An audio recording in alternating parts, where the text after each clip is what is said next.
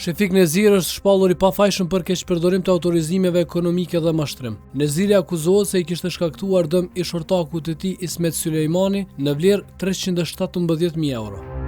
Sipas aktakuzës, Shefik Neziri akuzohet se me 25 shtator 2018 ka shkelur rregullat e brendshme të kompanisë, ka përpiluar dhe përdorur fatura e dokumente të rreme me qëllim të përfitimit të kundërligjshëm pasuror dhe inicim të procedurave përmbarimore. Sipas prokurorisë, Neziri ka iniciuar procedurë përmbarimore në vlerë mbi 317.000 euro, duke u mbështetur në fatura të rreme dhe për mallra që nuk janë dorëzuar bashkëpronarit faktik të kompanisë Ismet Sulejmanit.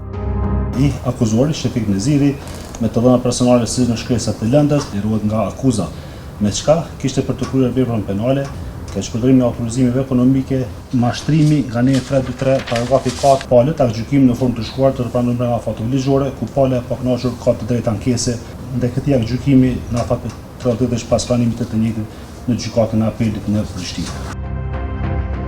Me 6 maj 2026, Kallxo.com kishte raportuar se në seancën e mbajtur me 23 prill 2026 për këtë rast, ishte shfaqur publikisht në këtë seancë ish gjyqtari i apelit dhe ish kryetari i gjykatës së Gjilanit, Zyhdi Haziri. Për prezencën e tij në këtë seancë, njëra nga palët, Ismet Sulejmani, kishte pretenduar se ka manipulime. Në proces verbalin e procesit të cilin e ka parë Kallxo.com, Sulejmani ka ngritur pretendime se ish gjyqtari Haziri ka ndikuar në çështjet e tij. Për ta sqaruar prezencën e Hazirit në gjykatore, Kallxo.com kishte kontaktuar të gjitha palët të përfshira në rast.